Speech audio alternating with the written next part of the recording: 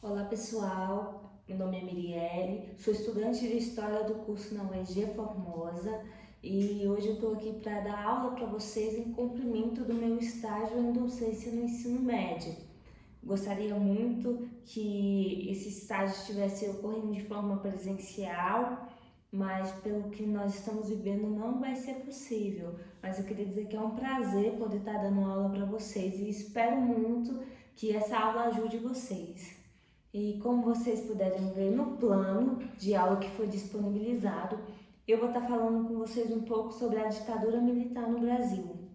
É um tema bastante procurado, é um tema que está sempre presente em questões de vestibulares, e então é um assunto que precisa de uma atenção.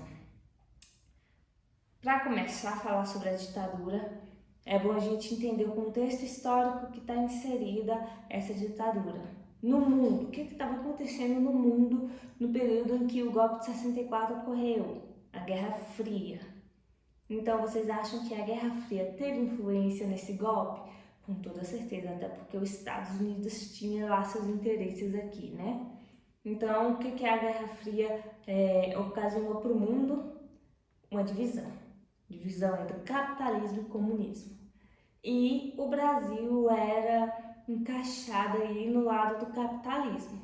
O problema é que o então presidente João Goulart, conhecido como Jango, ele tinha algumas propostas, né, algumas aproximações que deu a entender que ele estaria mais próximo dos comunistas. Como assim? Por exemplo, João Goulart estava mais próximo dos sindicalistas, buscava fazer um governo ali que diminuísse a desigualdade social, inclusive propondo reformas de base. O que são essas reformas de base? Melhorar o salário mínimo, mexer com a reforma agrária. E quando a gente fala principalmente em mexer com a reforma agrária, é bem perigoso, porque a gente fala em mexer com donos de propriedades muito grandes e que não querem de jeito nenhum que suas propriedades sejam divididas.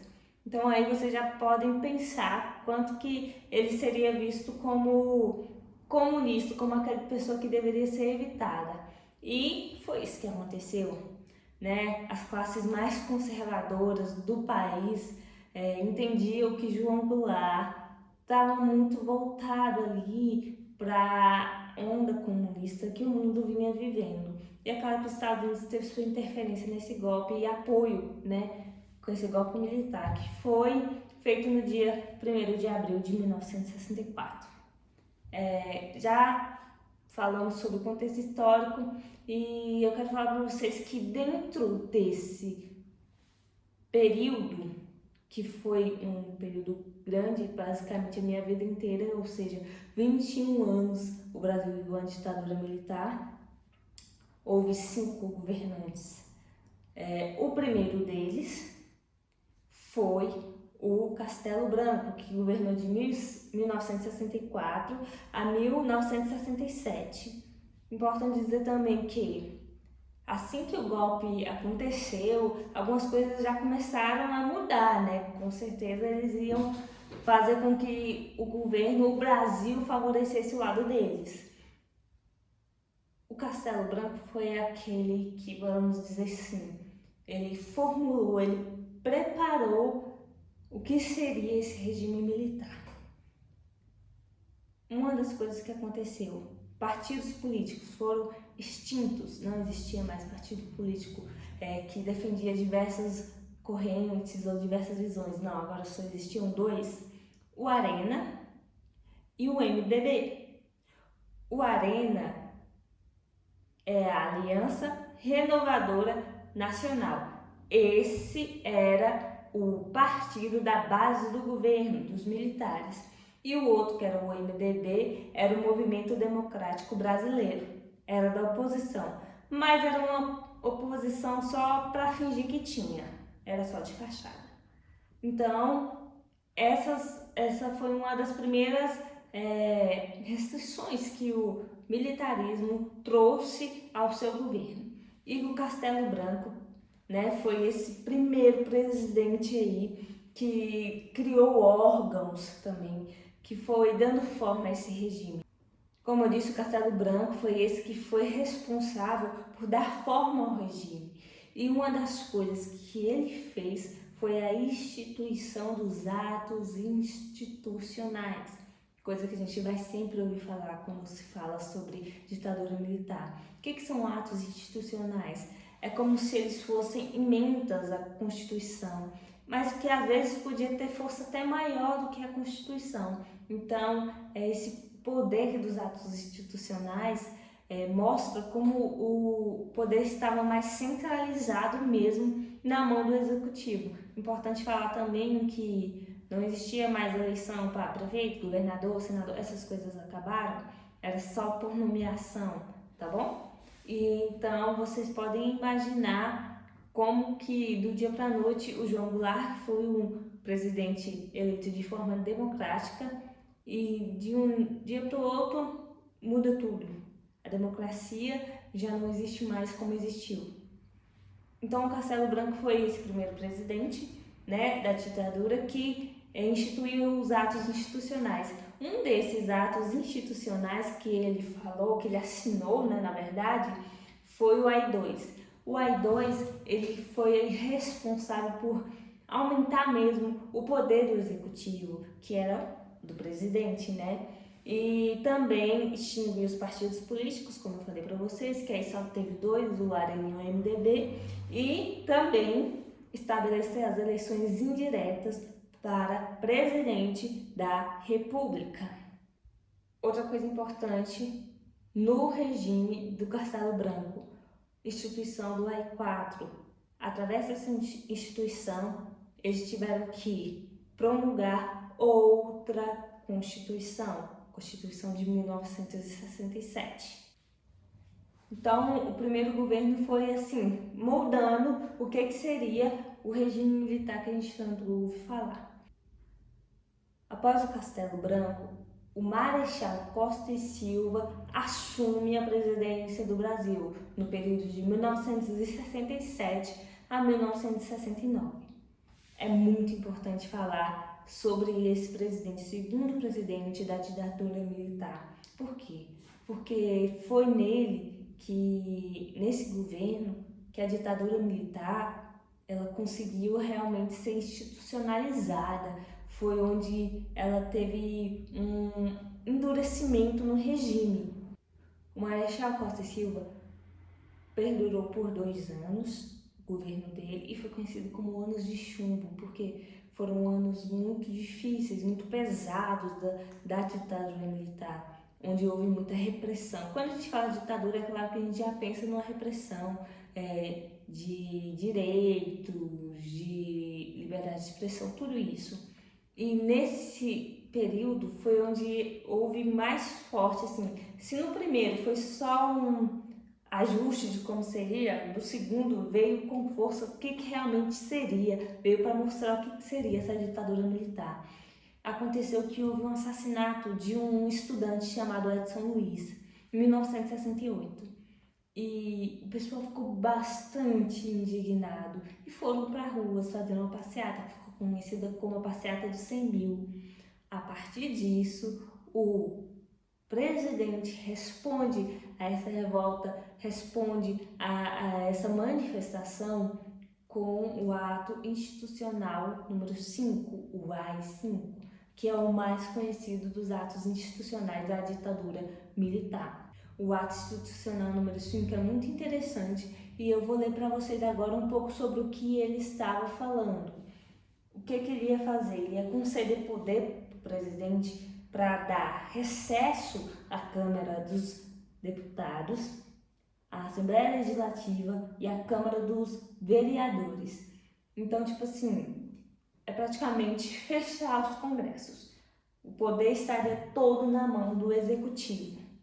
Outro, ele poderia intervir nos estados e nos municípios sem respeitar os limites constitucionais. Outra coisa, ele ia poder suspender os direitos políticos pelo período de 10 anos de qualquer cidadão brasileiro. Ele poderia cassar mandato de deputados federais, estaduais e de vereadores. Inclusive, houve cassação de direito até de professores e juízes nessa época também. Era proibido a manifestação popular de caráter político, ou seja, não está gostando do governo? Fica em casa, você não pode falar nada, porque se você falar, você vai ser reprimido. Era isso que acontecia. E é interessante falar para vocês também que quem eram para eles essas pessoas que eram contra o regime, ou essas pessoas que simbolizavam um perigo para a nação brasileira? Era quem não concordava com eles, ou quem praticamente eles olhassem e falassem assim: eu acho que você não está respeitando. Por quê? Houve muita tortura, houve muita repressão nesse período. Muita gente, eu já ouvi muitos falarem: meu avô disse que foi tranquilo na época dele, que viveu a ditadura e ele não foi torturado, ele não sofreu repressão e tudo mais. Mas a gente precisa entender, pessoal, que na história existem fatos que são contados de diferentes óticas. E o que uma pessoa não viveu não anula o que outra pessoa viveu. E além de fatos concretos, né, existe até um museu em São Paulo que fica numa estação de metrô, que é onde eles faziam torturas, né, com muitas pessoas. No plano de aula que eu disponibilizei para vocês, existem alguns exemplos das torturas que eles sofriam, as pessoas sofriam. Então, o período de Costa e Silva foi esse período mais duro do regime militar. Após Costa e Silva morrer em 1969 devido a um derrame cerebral, quem assume a presidência do Brasil é o general Médici, e ele fica de 1969 a 1974. O que o Médici vai trazer de novo para o país durante o período que ele governou? A criação do DOI. O que é o DOI? O DOI é conhecido como Destacamento de Operações de Informações.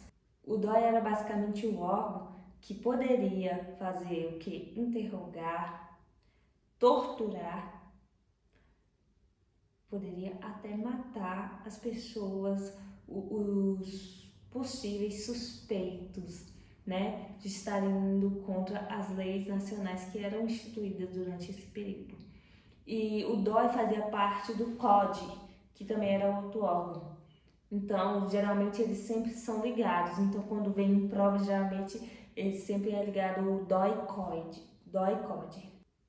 Nesse período é muito importante também falar sobre a parte econômica, onde a gente fala que durante a ditadura militar o Brasil cresceu muito, que durante a ditadura militar a economia era muito boa, e esse é o período conhecido por que o Brasil viveu como um milagre econômico, foi no governo do Médici. Por que eles falam sobre esse milagre econômico? É porque o PIB, o Produto Interno Bruto do Brasil, cresceu de 10% a 14% por ano. Então, assim, cresceu, mas todo mundo viu esse crescimento? Não, infelizmente não. Porque também foi marcado por uma desigualdade social muito grande. Do mesmo jeito que esse PIB ia aumentando, a concentração de riquezas ia ficando só na mão de um, enquanto os pobres, basicamente o rico ficando mais rico e o pobre continuando pobre ou até ficando mais pobre. Então esse milagre econômico ele foi passageiro, porque ao fim do regime militar, a gente, se for comparar em números, a gente só perdeu, a gente ficou devendo muito mais do que a gente devia no início. Então foi só um milagre temporário. No governo do Médici também foi o período em que a seleção brasileira foi tricampeã mundial. E é claro que ele se aproveitou disso para fazer propaganda do governo militar. Falar que o Brasil estava, 100%, né? Tudo era uma jogada política, óbvio, para fazer com que as pessoas vissem os militares da melhor forma possível. Após o governo do Médici, entra o governo do Geisel, general Ernesto Geisel, que perdurou de 1974 a 1979.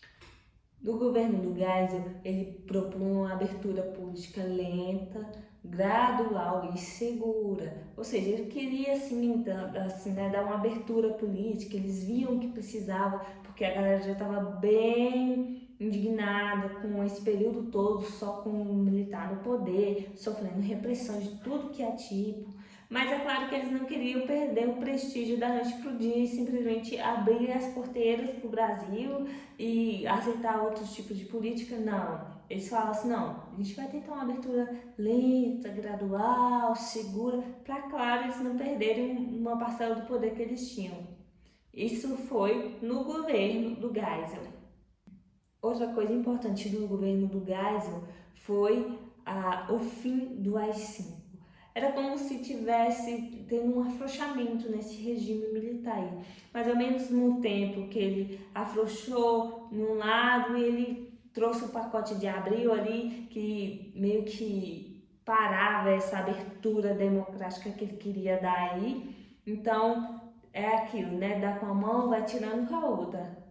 O episódio mais grave que ficou conhecido no governo do Geisel foi a morte de um jornalista. Ele se chamava Vladimir Herzog.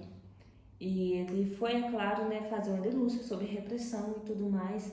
E, por acaso, ele foi encontrado morto, com uma corda no pescoço e com os pés no chão.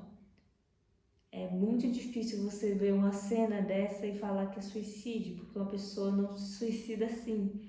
E a família dele tentou, né, de todas as formas fazer com que o assassinato dele tivesse o fim esperado, né, para quem fez aquilo com ele. E ele foi julgado, o assassinato dele foi julgado e a União teve que pagar indenização à família dele porque foi reconhecido que foi por tortura e foi um assassinato feito pelos militares. E o último governo do período militar, da ditadura militar, foi o governo do João Figueiredo, que perdurou de 1979 a 1985. O que vai marcar o governo de João Figueiredo? Principal coisa, a lei da anistia. Então, assim, quem estava exilado do Brasil poderia voltar para o Brasil, que ele ia ter os direitos dele de volta, poderia, né, viver normalmente aqui, mas essa lei de anistia, ela ampliava e alcançava também os militares, ou seja, aqueles militares que torturaram, que mataram, que fizeram coisas terríveis durante a ditadura, eles também foram perdoados. Então, essa lei da anistia foi boa para alguns, mas de uma maneira não tão justa para outros. Também no governo de João Figueiredo, a gente vai ter o pluripartidarismo. O que era antes só Arena e MDB vai chegar ao fim e vai poder ter outros partidos também no país. E João Figueiredo também herdou uma crise econômica enorme dos governos passados, porque inflação, tudo isso estava afetando muito a economia do país, salários arrochados, tudo isso que veio desde o início do regime militar culminou no último governo, que foi do general João Figueiredo. Então ele já estava bem desgastado, o regime militar nesse período. Tão desgastado que houve um movimento muito conhecido chamado Direta Já. O que foi esse movimento Direta Já? Foi onde a população falou, olha, chega, a gente quer sim que as eleições aconteçam, eleições diretas para presidente. A gente quer ter de novo o direito de votar e escolher nossos representantes. Sendo assim, esses são os 5 governos da ditadura militar. De uma maneira bem rápida eu apresentei para vocês, mas é interessante questionar e analisar Vocês hoje, eu tenho certeza que já ouviram falar de pessoas que pediram intervenção militar já, não há muito tempo, questão de 2 anos atrás, nas últimas eleições, né? E a pergunta que eu deixo para vocês esse tipo de intervenção militar que as pessoas querem, será que as pessoas têm conhecimento daquilo que elas realmente estão pedindo? É importante a gente colocar na balança sobre aqueles que dizem que foi boa e sobre aqueles que dizem que foi ruim essa ditadura militar no Brasil, ou regime militar, como costumam dizer.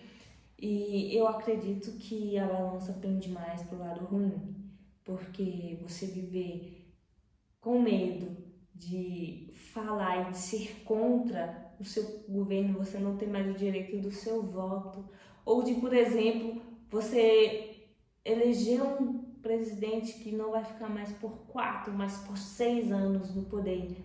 Se com 4 anos a gente já sofre, imagina com alguém nos 6 anos no poder. Então, todo esse período marcou a história do nosso país. E a gente tem que olhar para o passado e aprender com ele, para não repetir os erros. Pelo menos é isso que a história se propõe a mostrar. É por isso que eu estou aqui dando aula para vocês. A nossa proposta é apresentar o que aconteceu, o que foi bom, o que não foi bom, para que hoje a gente tenha consciência das nossas escolhas. E esse período da ditadura militar foi bastante polêmico e bastante importante para a nossa história quanto país.